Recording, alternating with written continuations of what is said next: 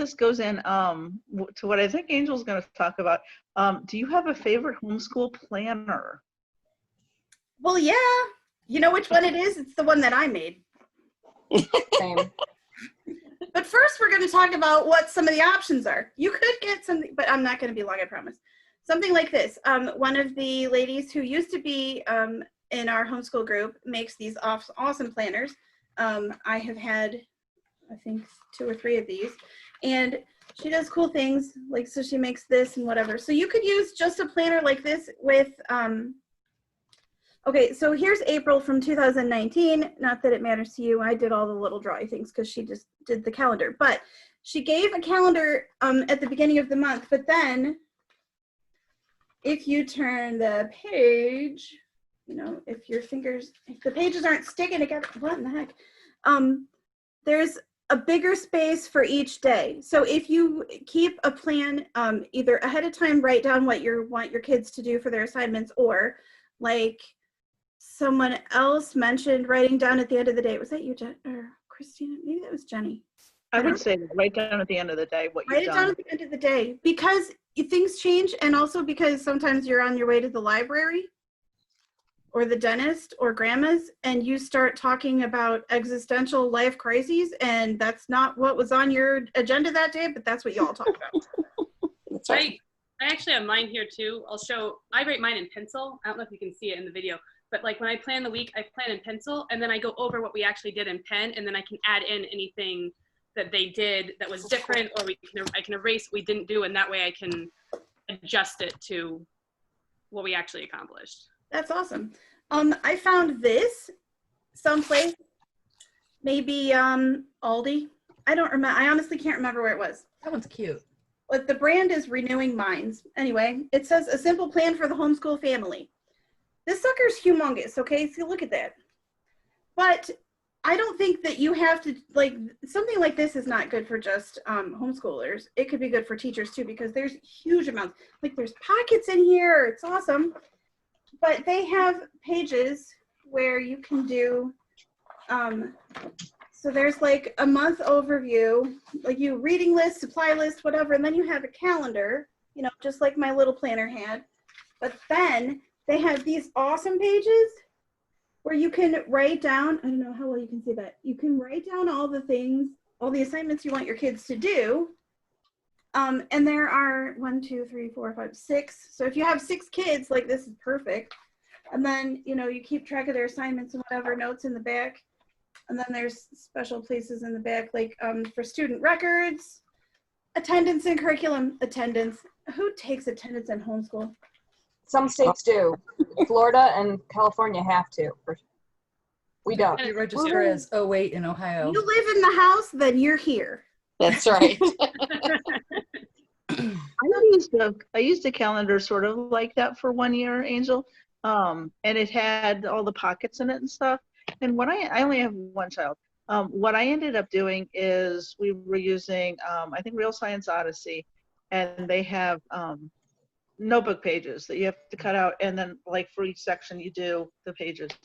And I would be able to take those out, get everything prepped, put it in the folder, and then I would have the kind of the plan for the week, and I would know, and the papers were right there. It was really nice. I didn't stick with it for more than a year, but it was cool. So. I have 2 more things. I found that planner, Angel. It's Mardell.com. It's $15 for that big planner. I paid $15 for it. I'm telling you, I probably paid like $5 for it. It was probably at Aldi. I'm not lying. But $15 for a year planner is not that. It's not bad. Okay, seriously, no, I'm cheap. I follow Amy's free homeschooling lessons. My next thing was to, like, if you do a bullet journal or anything like that, you can keep track of what your kids do.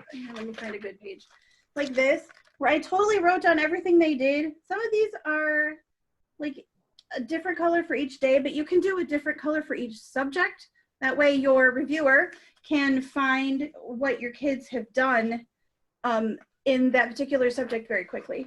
Also reading. So you just keep track of all the things your kids have done for reading and whatever.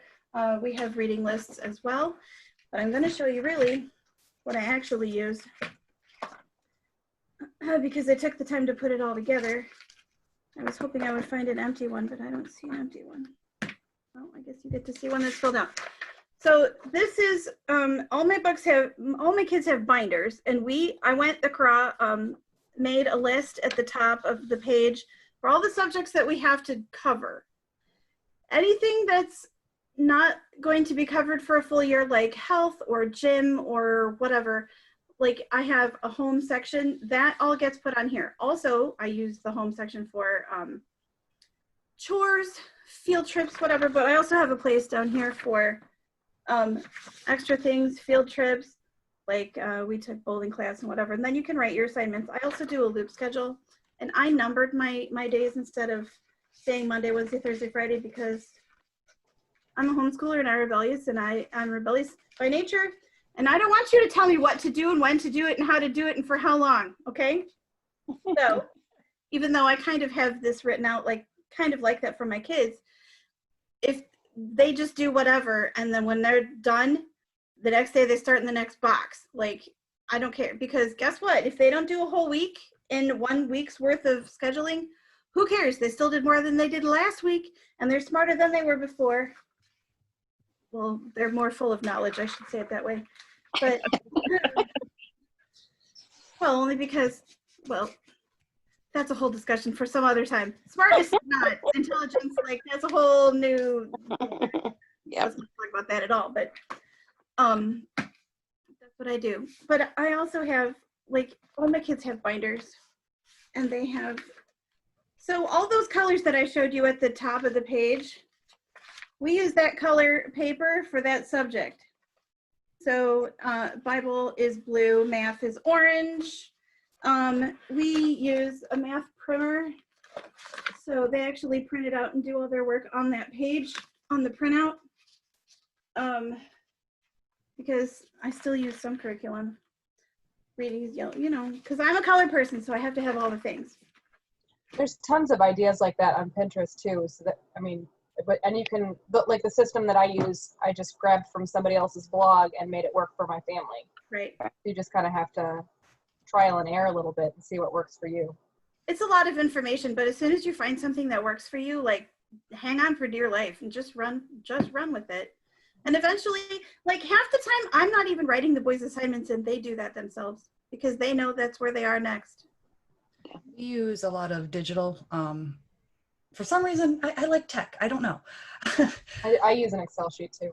Yeah, I actually have Google Calendar set up on the boys' iPad as well as the laptop that they use. And each child has a different color that they use. So Dylan uses green, Luke uses blue or red, depending on his mood. It's okay. It is what it is. And then when he finishes a lesson, he goes in, he clicks on the day, and he types in what lesson he does. And then I review it with him later, and we say, okay, well, did we need to go over more information? And then we click into add details. So then at the end of the month, I open up the calendar and I can print it off. So That's neat. yeah, and Dylan's is normally just a bunch of gobbledygook, but he's 6. That's okay. All righty. I think we're ready to go on to the next one. Can homeschoolers take college credit courses? I know the answer to this, it's yes. Christina, you're going to cover this one. Yes. So the answer is yes. And homeschoolers can get college credit in a lot of ways while they're still in high school and actually even in middle school. So you can do AP tests or CLEP tests. CLEP tests are very similar to AP tests. They're actually run by the College Board as well. The difference, so when you would prep for AP or CLEP tests, you would do the material at home the same way they would do it if they were in school, and then you sign up to take the tests. AP tests are all at the same time at the end of the year, around May, I believe, but CLEP tests can be taken throughout the year, which makes them a little more flexible. Some homeschoolers will study just for a specific test one at a time. So maybe they'll spend a month or two learning all the material for the biology CLEP test, and then they'll sign up and take the test. Some of those tests are a little different right now with everything going on with COVID.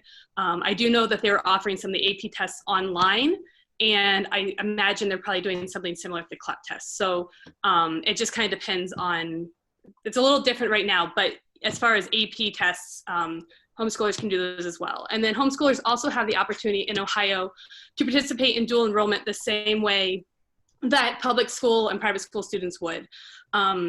The deadline for that has passed. For all students in Ohio, regardless of how you school, you have to declare your intent to do what's called College Credit Plus. It's the dual enrollment by, I believe it's May 1st. So you can't do that for this year, but you could sign up coming up this winter for the following year.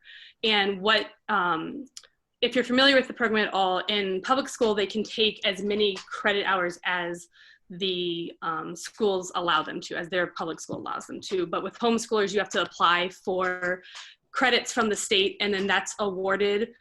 There's a set amount of money that is allotted to homeschoolers to use to take College Credit Plus classes. And they start with the seniors and they just award those credits down. You can start as young as 7th grade. My 8th grader is taking classes right now at the community college. But the state pays for those classes for however many credits you get awarded for the year.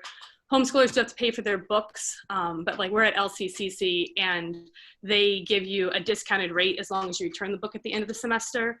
And they also offer a discounted tuition. So if you don't get as many credit hours awarded as you would like to take, they'll let you take additional credit hours at a much reduced tuition rate than you would if you just enrolled in the school. If you're interested in trying to get college credit for your student during their middle school and high school years, I strongly suggest you join the Facebook group Ohio Homeschooling for College Credit. They are experts in all the different ways that you can start earning college credits now instead of waiting. And you can save a lot of money that way if your student is ready to start those classes early.